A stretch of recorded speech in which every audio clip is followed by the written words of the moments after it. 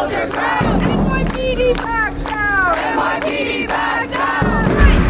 Fight again. Fight again. Colombia will never win. Colombia will never win. Fight again. Fight again. Israel will never win. Israel will never win. Shalom. I'm here on the campus of Columbia University with my friend Itai. Itai, shalom. Shalom. And Itai is from Israel, and he's a student here. You're a third-year student at Columbia University. Yeah, City of New York. The city of New York. Yeah. Did all this kind of come out of nowhere for you, Itai? Yeah, honestly, like after October 7th, which, you know, a lot of the Israelis and Jewish people, we were glued to the TV for weeks, seeing like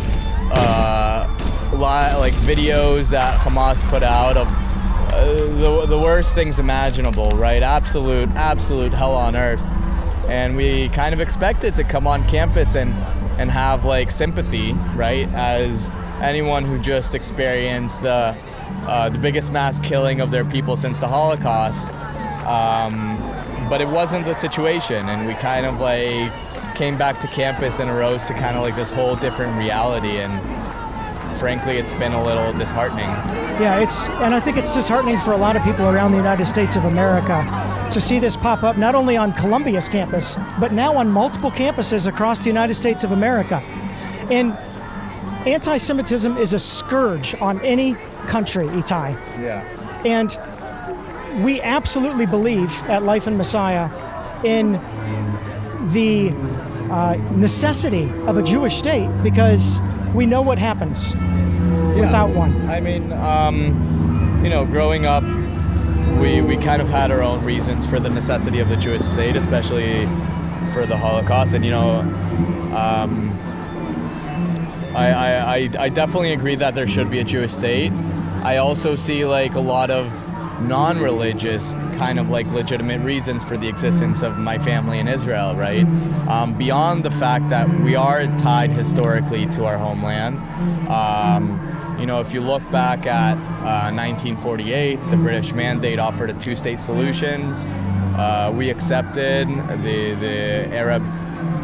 The Arab coalition rejected it in 1947, and they rejected it 10 years before that in 1937, and then they rejected it in 2001. Yeah. That's right.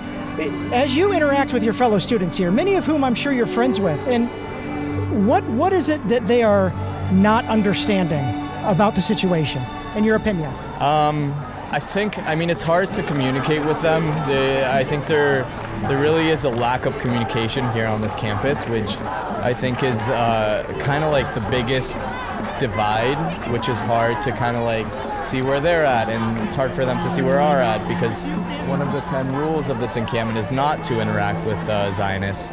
So it is really hard to communicate. But what I'm getting, like the hardest thing for me, I think, is they say it's 30,000 civilians that are killed, and you know, my heart goes out to those civilians. It's terrible when a child dies, like anywhere. It's absolutely terrible. But I mean, this is a war that we frankly didn't start, and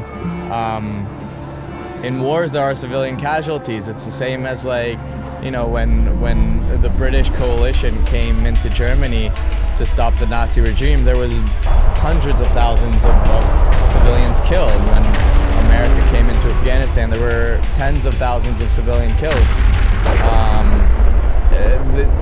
Anybody who experienced war knows that war is the ugliest thing imaginable, right? So, correct me if I'm wrong, but what I heard you say there, Itai, is that this encampment that's right over here to our side has a rule. And that rule is, do not engage with the Zionists. Are they classifying, you think, like anybody who doesn't join them as a Zionist? How are they classifying that? I think that's a better question for them, honestly. Well, they won't talk to us. We've tried to talk to them. We've tried to talk to about 20 people between off campus and on campus, and no one seems to want to talk to us.